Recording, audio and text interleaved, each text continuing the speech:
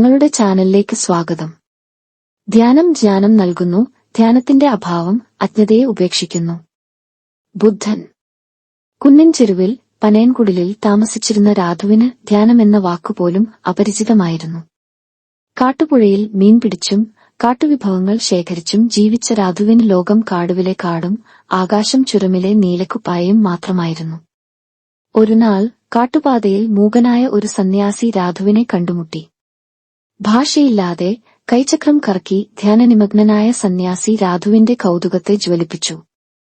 നടന്നും ഒപ്പം ചേർന്ന രാധു സന്യാസിയുടെ ഓരോ ചുവിലും നിരീക്ഷിച്ചു. പറവകളുടെ കലപിലയിലും കാറ്റിന്റെ സീൽക്കാരയിലും സന്യാസി കണ്ടെത്തിയ ശാന്തി രാധുവിന്റെ മനസ്സിനെ അത്ഭുതപ്പെടുത്തി. ഒരു ഗുഹയിൽ ധ്യാനത്തിലിരുന്ന സന്യാസി രാധുവിനെ ആംഗ്യങ്ങൾ കാണിച്ചു ക്ഷണിച്ചു. ഭയവും ആകാംക്ഷയും നിറഞ്ഞ രാധു ഗുഹയിലേക്ക് കടന്നു. ഇരുട്ടിൽ സന്യാസി ശ്വാസത്തിന്റെ ലയത്തിൽ മുഴുകിയിരിക്കുന്ന കാഴ്ച രാധുവിനെ മറ്റൊരു ലോകത്തേക്ക് കൊണ്ടുപോയി. അവിടെ ശബ്ദങ്ങൾ മരിച്ചു, സമയം നിലച്ചു, ഒരു അപാരമായ നിശബ്ദ രാധുവിനെ ചേർത്തുപിടിച്ചു. ശ്വാസത്തിന്റെ താളത്തിൽ മനസ്സ് ശാന്തമാകുന്ന ദിവ്യാനുഭവം രാധുവിന് ലഭിച്ചു. നേരം നഷ്ടമായതറിയാതെ അവിടെയിരുന്ന രാധു ധ്യാനത്തിന്റെ ആഴങ്ങളിൽ മുങ്ങി. ഉണർന്നതും രാധു മറ്റൊരു മനുഷ്യനായി.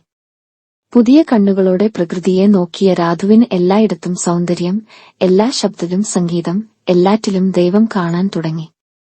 മുൻപൊരിക്കലും കാണാതിരുന്ന കാട്ടുമരങ്ങൾ, പുഴയുടെ ഒഴുക്ക്, പറവകളുടെ പറക്കൽ എല്ലാം രാധുവിന് പുതിയ അനുഭവമായി. ധ്യാനത്തിന്റെ വെളിച്ചത്തിൽ രാധുവിന്റെ അജ്ഞതയുടെ ഇരുളുകൾ അലിഞ്ഞുപോയി. ദേവതകളിലും നിഴലുകളിലും ഒളിഞ്ഞിരുന്ന ഭയങ്ങൾ ഇപ്പോൾ മിഥ്യയെന്നപോലെ തോന്നി. പിന്നീട് രാധു തന്റെ കാടുതലായിലെ ഗ്രാമത്തിലേക്ക് യാത്രയായി. കർഷകരുടെ മുണങ്ങിയ മുഖം, ഇടറുന്ന ശ്വാസം എല്ലാം രാധു കണ്ടു. ധ്യാനത്തിന്റെ അറിവ് പങ്കുവയ്ക്കാൻ തീരുമാനിച്ച രാധു ഗ്രാമത്തിലെ വയലിൽ ധ്യാനത്തിനു നിന്നു. കർഷകർ ആദ്യം കൗതുകത്തോടെ നോക്കി, പിന്നീട് പരിഹാസത്തോടെ കടന്നുപോയി. പക്ഷേ കുഞ്ഞേ പെണ്ണിന്റെ പിറുപിറുപ്പ്, കാക്കയുടെ കരച്ച, കാറ്റിന്റെ വിസൽ എല്ലാം മനസ്സിന്റെ ഒഴുക്കിൽ ലയിപ്പിച്ചു രാധു ധ്യാനത്തിൽ മുഴുകി. ക്രമേണ കർഷകരുടെ കൗതുകം വീണ്ടും തളർത്തു. അവർ രാധുവിന്റെ അരികിൽ നിന്നു ശ്വാസത്തിന്റെ ഗതിയിൽ ശ്രദ്ധ കേന്ദ്രീകരിച്ചു. ആദ്യം വിമുഖതയുണ്ടായിരുന്നവർ കണ്ണടച്ച് ശ്വാസം ശ്രദ്ധിക്കാൻ തുടങ്ങി. പതിയെ വയലിലെ കാറ്റും പക്ഷികളുടെ കൂജനയും തങ്ങളുടെ ശ്വാസത്തിന്റെ താളവുമായി ഒത്തുചേർന്നു. മണ്ണിൽ ഉഴറിയിരുന്ന മനസ്സുകൾ ആകാശത്തിൽ പറക്കാൻ തുടങ്ങി. ധ്യാനത്തിന്റെ ശാന്തി അവരുടെ ഉള്ളിൽ നിറഞ്ഞു. ദേഹവേദന അടങ്ങി, ഉത്കണ്ഠകൾ അലിഞ്ഞു, മുഖത്ത് സമാധാനത്തിന്റെ ലക്ഷണം വിടർന്നു. കണ്ണ് തുറന്ന കർഷകർ രാധുവിനെ നോക്കി പുഞ്ചിരിച്ചു. അവരുടെ കണ്ണുകളിൽ പ്രകാശം, മുഖത്ത് നിറം, ശരീരത്തിൽ ഹൃദ്യത. രാധുവിന് തന്റെ യാത്രയുടെ വിജയം മനസ്സിലായി. ഗ്രാമത്തിലെ വയലിൽ വിളഞ്ഞ ധ്യാനത്തിന്റെ വിള മറ്റു ഗ്രാമങ്ങളിലേക്കും പടർന്നു. എല്ലായിടത്തും രാധുവിന്റെ പിന്നാലെ ധ്യാനത്തിന്റെ സുഗന്ധം പരന്നു. ഒരുപക്ഷേ പുരാണങ്ങളിലെ ഋഷിപടങ്ങളെപ്പോലെ രാധുവിന്റെ കഥയും ഒരു മിഥ്യയായി തോന്നാം. പക്ഷേ ഓരോരുത്തരുടെയും അകത്തും ദൈവം ഒളിഞ്ഞിരിക്കുന്നു. ആ ദൈവത്തെ കാണാൻ ധ്യാനത്തിന്റെ കണ്ണാടി ആവശ്യമാണെന്ന് അത് നമ്മെ ഓർമ്മിപ്പിക്കുന്നു. കാട്ടുമരങ്ങളുടെ ചീകലിലും കടതരംഗങ്ങളുടെ ഇരമ്പലിലും നഗരത്തിന്റെ ഭാളത്തിലും നിങ്ങൾക്കും ധ്യാനത്തിന്റെ നിശബ്ദത കണ്ടെത്താം.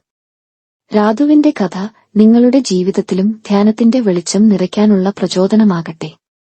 അജ്ഞതയുടെ ഇരുളകൾ നീക്കി ആത്മാവിന്റെ കണ്ണാടി തുറന്നു കാണിച്ച് സമാധാനവും ഹൃദയസ്പർശവും നിറഞ്ഞ ജീവിതത്തിലേക്ക് ധ്യാനത്തിന്റെ പാത നയിക്കട്ടെ. ജയ് ഹിന്ദ്. നിങ്ങളുടെ സമയത്തിനും ശ്രദ്ധയ്ക്കും നന്ദി. ഞങ്ങളുടെ വീഡിയോ നിങ്ങൾക്ക് പ്രചോദനമാകുമെന്ന് ഞങ്ങൾ പ്രതീക്ഷിക്കുന്നു. നിങ്ങളുടെ സുഹൃത്തുക്കൾക്കും കുടുംബാംഗങ്ങൾക്കും വീഡിയോ ലൈക്ക് ചെയ്യാനും അഭിപ്രായമിടാനും പങ്കിടാനും ഞങ്ങൾ അഭ്യർത്ഥിക്കുന്നു. ഇതുപോലെയുള്ള മോട്ടിവേഷണൽ വീഡിയോകൾക്കായി ഞങ്ങളുടെ ചാനൽ സബ്സ്ക്രൈബ് ചെയ്യുക. ജയ് ഹിന്ദ്.